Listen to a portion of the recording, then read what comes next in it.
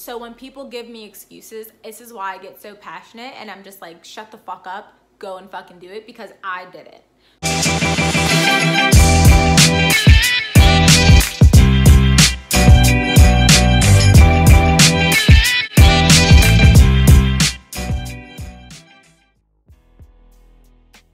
Welcome back to my channel. First, I want to say thank you so much for 1,000 subscribers. Today, I just wanted to do a more personal video since I'm celebrating the support that you guys have been giving me. The comments and likes are one thing, but people personally texted me that from home that I haven't heard from in a while, and we're just like, we see you, like, we support you, we're proud of you, I love you type things. And I was just like, thank you guys, you know, I don't even live there anymore and you still have my back. Me pursuing my dreams did not happen overnight, and I kind of just wanted to share with you guys my story. This is a video about how I got my shit together, got my life started, how I even got to Atlanta, and how I got so focused in the direction that I see my life going for the rest of my life, doing what I love to do and staying motivated while doing it. Of course, life isn't all sunshines and rainbows, so I'm going to share some kind of low moments in my life as well. But if you are a person who is trying to set goals for yourself or isn't happy right now in your job or in your life, or how unmotivated you feel, listen, and I hope you can relate to the way I felt and the situation I have placed myself in now. If you'd like to know more, please continue watching, like, comment, and subscribe. Continue to support me. It means everything to me. Please share what you guys are doing so I can support you. Again, keep watching. So to begin with, I had to identify that I wasn't happy. And how did I identify that? Well, after college years, I was really happy, actually. I had roommates that I enjoyed going out with who were my friends, my best friends. We lived together, we went out in the city, I was going to work regularly. I'm a respiratory therapist, as you guys know, that's what I went to school for. You know, going to the gym here and there, doing blogs, working on my website, because I've had my website since I was like 19. I would here and there work on my website, but it wasn't consistent. And around that time, I started considering YouTube. I was kind of putting videos up, not consistently again. So I was doing the things that I like to do, but I wasn't serious about them. I was more so just comfortable, literally. I made good money. I wasn't worried financially or anything. I was happy, right? But in October 2017, my aunt, who I'm very close to, was placed on life support. And being that I was in the medical field, my family like heavily relied on me to like inform them as to what was going on. I finally helped them all make the decision to withdraw care because that was just what was best for her. And had no quality of life. She was going blind. She had heart problems, all types of stuff, you know. She wanted to pass at home, so sent home, and she passed in my cousin's home, her daughter, a few days later. I had been very strong through this process for my family, for my mom, for her daughter, my cousin. We're all very close, so I remember driving from the city back to the house and just dreading going to see. And once I got there, we all said our goodbyes, we were all holding each other up, and once she was taken out of the house, I broke down completely. My family hasn't had a huge loss like in our core because there are like 5 aunts and 4 uncles, so that's our core, you know. All my cousins, we all grew up together, you know, sleeping at each other's houses and such. Like, those were like my other moms, so we hadn't had such a huge hit so close to home. And it was just like a huge chunk of my life that had been regular for all of us was gone. When someone dies, you always just rethink your life. Is life going the way you planned it to go, etc., etc. So that next year, I got really serious. My friend Chantel, she has a channel, I'll leave it here. We did a video together because she had started that same year. From then on, I got more consistent and more serious about YouTube. I started getting the equipment. I know that I like respiratory therapy, but I know that I want to do more, you know, like the other stuff excites me more: YouTube, acting, dance, etc.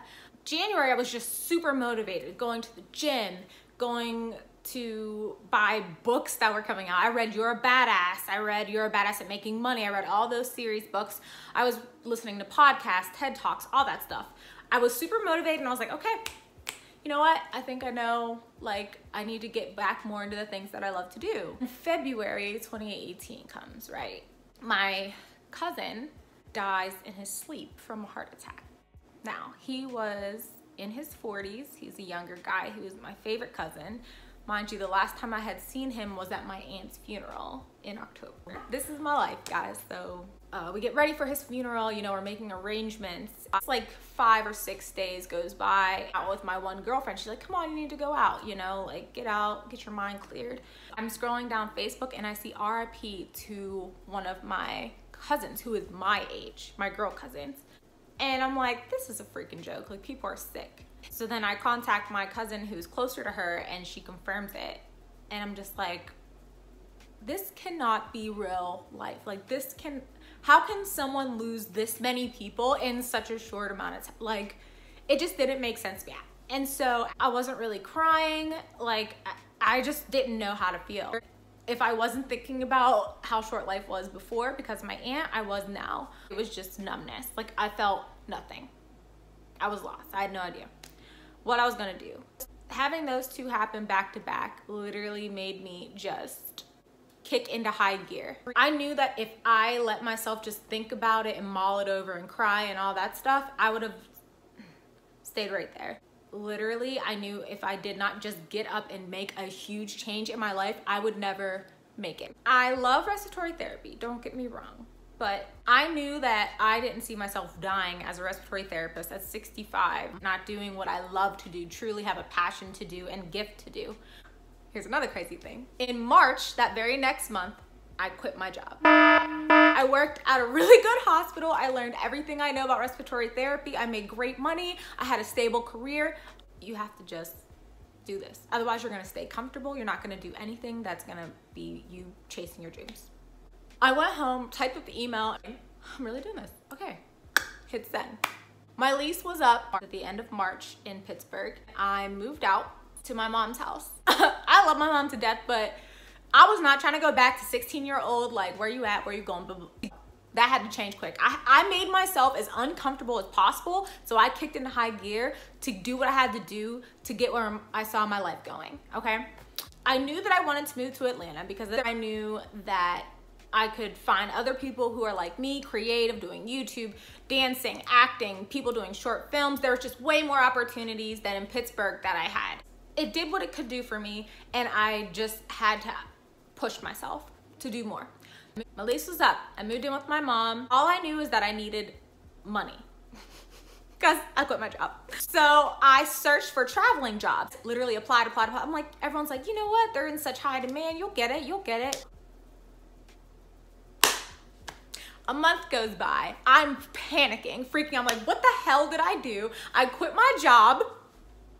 I live with my mom. I'm literally back at square one. What is my life? What was I thinking? I can't freaking do this. I was like, no, I'm gonna do this. I'm gonna wait this out and I'm gonna get this travel job. But guys, I get a phone call and they're like, okay, you're gonna start in 5 days. And the job was in Virginia. I live in Pennsylvania. In 5 days, me and my mom go shopping, grabbing everything I need to move myself. Like, obviously can't take any of my furniture from my apartment, nothing like that. I literally take everything I can fit in there, like towels, bedding, that's it, and pick up and move myself to Virginia. Moved in this apartment by myself. I knew nobody there. It wasn't a major city. I literally started the next day, okay?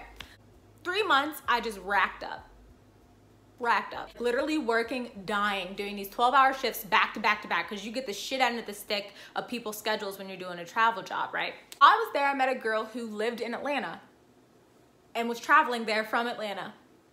What? She was like, you know what, if you ever like decide to actually move to Atlanta, like you can stay with me first and find a job, get stable, and then move out. And I was like, oh, cool, you know what I mean?